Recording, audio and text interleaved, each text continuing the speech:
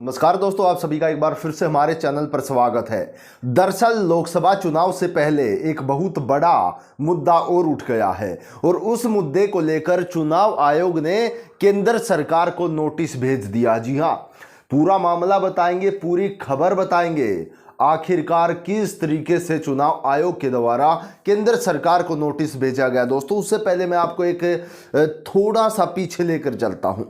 आपने मुद्दा सुना होगा वन नेशन वन इलेक्शन का। मुद्दा लेकर आई भाजपा सरकार और सभी विपक्षी दलों ने इसका विरोध किया। दोस्तों, क्यों? क्योंकि वन नेशन वन इलेक्शन को लेकर यह सरकार क्यों लेकर आना चाहती है, आप जरा सोचिए। कहीं ऐसा तो नहीं है कि एक बार ही जो गड़बड़ करनी होगी कर लेंगे।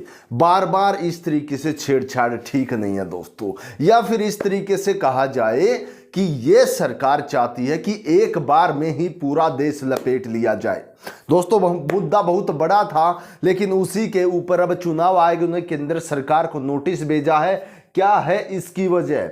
इस मुद्दे में भी ईवीएम निकल कर आई हैं, जहां पर हमारे देश में ईवीएम को लेकर विरोध प्रदर्शन चल रहा है, लेकिन दूसरी तरफ चुनाव आयोग केंद्र सरकार को पत्र भेजकर और नई ईवीएम खरीदने को लेकर पैसे मांग रहा। दोस्तों, जी हां, खबर क्या है एक बार स्क्रीन पर देखिए, उसके बाद विस्तार पूर्वक परत दर परत पूरी खबर में बताऊंगा। देखिए, दरअसल एक साथ चुनाव कराने को लेकर देश में राजनीतिक चरम पर है।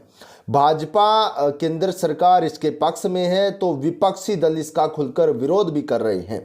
इस बीच चुनाव आयोग ने एक साथ लोकसभा और विधानसभा चुनाव कराने को लेकर सरकार को पत्र लिखा। दोस्तों, चुनाव आयोग ने पत्र में लिखा है कि आप यहां पर देख सकते हैं, चुनाव आयोग ने कहा कि यदि लोकसभा और विधानसभा के लिए एक साथ चुनाव कराए जाते हैं तो नई इलेक्ट्रॉनिक वोटिंग मशीनें खरीदने के लिए हर 15 साल में अनुमानित बताया गया कि 10,000 करोड़ रुपए की आवश्यकता होगी। जी हां, यानी कि एक तरफ जहां पर हमारा देश गरीबी से जूझ रहा है, जहां पर एक तरफ हमारे देश पर इतना कर्ज चढ़ गया है, वहीं दूसरी तरफ ईवीएम खरीदी जा रही है। दोस्तों, क्यों खरीदी जा रही है? जब आपका काम बैलेट पेपर से चल सकता है तो फिर ईवीएम पर इतना खर्च को 10,000 करोड़ हर 15 साल में। 15 साल क्यों कहा गया दोस्तों चुनाव आयोग की तरफ से, वो भी मैं आपको बताऊंगा।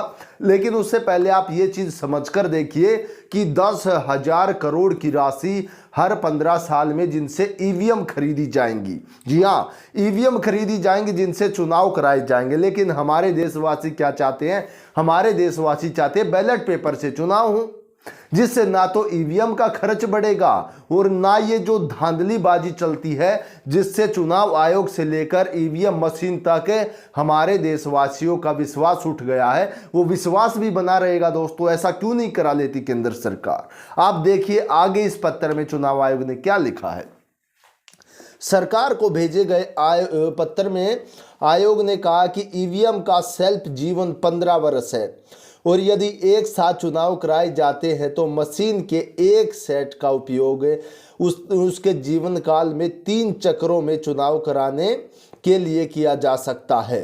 और इसी चीज को लेकर दोस्तों, इसी चीज को लेकर मैं बता रहा था कि 15 साल में अनुमानित 10,000 करोड़ रुपए, यानी कि इससे ज्यादा भी लग सकते हैं। जी हाँ, आप एक चीज समझ कर देखिए, ये आप स्क्रीन पर देख रहे हैं, ये एक ईवीएम है। इस ईवीएम का 15 साल जीवन काल है दोस्तों, यानी कि 15 साल ही इसको चला सकते हैं और 15 साल के बाद फिर वही खर्च करना पड़ेगा। यानी कि 15 साल में 5 साल की अवधि देखी जाए तो 3 बार ये ईवीएम इस्तेमाल हुई है, लेकिन उसके बाद फिर से नई ईवीएम खरीदनी पड़ेंगी, फिर से आपको 10,000 करोड़ रुपए देने पड़ेंगे। वो पैसा किसका है? वो पैसा भाई जो आप टैक्स दे रहे हैं वो पैसा है। जो आप किसी भी परचून की दुकान से लेकर बड़े शोरूम तक जाते हैं, वहां पर आप 1 रुपए से लेकर 1,000 रुपए तक की चीजें खरीदते हैं दोस्तों, तो उस पर जो आप टैक्स पे करते हैं ना, वो टैक्स है। वो जो आप 1 रुपए की चीज खरीदते उस पर भी आप कुछ पैसे टैक्स देते हैं, आपको पता नहीं है, तो वो टैक्स है वो। और इस टैक्स का इस्तेमाल किया जा रहा बेवजह से ईवीएम खरीदने में।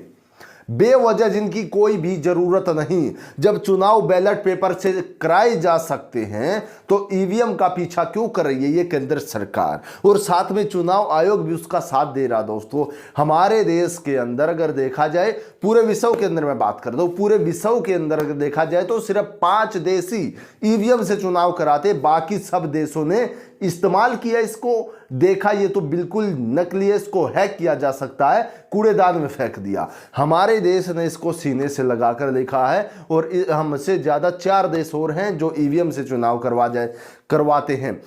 अभी देखिए 2024 में ही बांग्लादेश में भी चुनाव हैं दोस्तों, लेकिन बांग्लादेश में विपक्ष ने कहा कि ईवीएम बंद होनी चाहिए, इससे धांधली होती है, और बांग्लादेश में ईवीएम को बंद कर दिया गया। अभी की बात है, लेटेस्ट में बात कर रहा हूं दोस्तों। तो फिर हमारे देश के अंदर ईवीएम को बंद क्यों नहीं किया जा सकता? क्या हमारे देश में बैलेट पेपर से चुनाव होंगे तो लोगों की विश्वसनीयता इस पर बनी रहेगी, और दूसरी तरफ अगर देखा जाए तो इतने सारे पैसे भी बचेंगे। तो चुनाव आयोग इसकी ओर जाकर बल्कि ईवीएम और खरीदने पर लगा हुआ। दोस्तों आइए मैं आपको बता देता हूं कि अब लोकसभा चुनाव में कितनी ईवीएमओ का इस्तेमाल किया जाएगा। दोस्तों देखिए स्क्रीन पर, इस साल 11.80 यानी कि 11,80,000 मतदान केंद्र की जरूरत, यानी कि एक अनुमान के मुताबिक इस साल लोकसभा चुनाव के लिए पूरे भारत में कुल 11,80,000 मतदान केंद्र बनाने की जरूरत होगी, और एक साथ मतदान के दौरान हर मतदान केंद्र पर ईवीएम के 2 सेट की आवश्यकता होगी।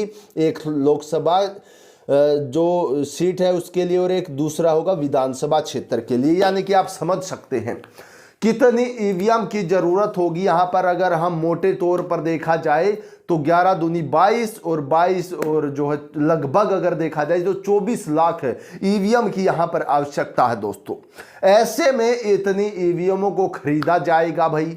ईवीएम आपने देखा, अभी विधानसभा चुनाव की मैं बात करता हूं, कितनी ईवीएम खराब भी हुई है। चुनाव में जो मतदान केंद्र है उस पर लंबी लाइन लगी हुई है, लेकिन अंदर ईवीएम खराब है, उसको टेक्नीशियन ठीक करने आए हुए हैं। भाई इतनी इसमें गड़बड़ियां हैं, लोग इसको नहीं चाहते तो हटा दे, क्यों नहीं देते? आप बैलेट पेपर से चुनाव कराओ जिससे निष्पक्ष चुनाव भी होंगे। तो दोस्तों ये थी पूरी खबर। चुनाव आयोग कह रहा कि हमें पैसे दीजिए, हम और ईवीएम खरीदना चाहते हैं, और भी इस तरीके का मामला सामने आएगा, और ईवीएम आएगी और मुद्दा भड़केगा। दोस्तों तो इससे भला है कि आप बैलेट पेपर से चुनाव कराए जाएं। आपकी राय हमें जाननी है, आप क्या चाहते हैं? क्या बैलेट पेपर से चुनाव कराए जाए या ईवीएम से चुनाव कराए जाए? कमेंट बॉक्स में हमें साथ साथ जरूर बता दीजिएगा। और यदि आप हमारी आवाज़ को और बुलंद करना चाहते हैं ज़्यादा से ज़्यादा, ताकि हम आप तक हर एक बड़ी खबर लेकर आएँ, तो हमारे चैनल को सब्सक्राइब करिए। नीचे आपको रेड कलर का एक बटन दिख रहा होगा, उस पर दबाएं, हमारे चैनल को सब्सक्राइब करें और हमारी आवाज़ को और बुलंद बनाएं। दोस्तों आज की वीडियो में इतना ही, सभी के साथ फिर जुड़ते हैं कुछ ही देर बाद, तब तक के लिए जय हिंद।